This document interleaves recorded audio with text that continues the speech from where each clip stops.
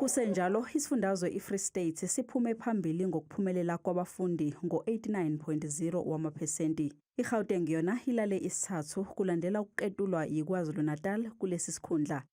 Lokhu-ke akwehlanga kahle kuNdunankulu wesifundazwe Igauteng.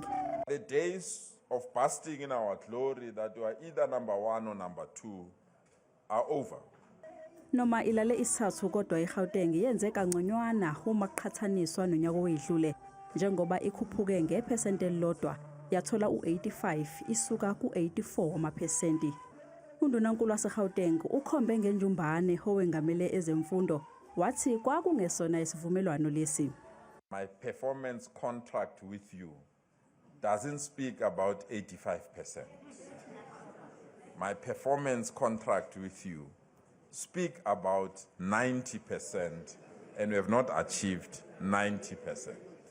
Imphumela iphumelele ngo-77 wamaphesenti. Owengamele ezemfundo eMpumalanga uthi bazozama ukwenza kangcono kulonyaka. We are concerned with the results that we received from Buhlabelo district.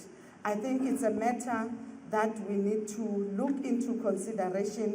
Isifundazwe iLimpopo sibungaze ukwenza kahle kakhulu kulonyaka uma kuqhathaniswa nonyaka owedlule, njengoba sithole u-79.5 wamaphesenti.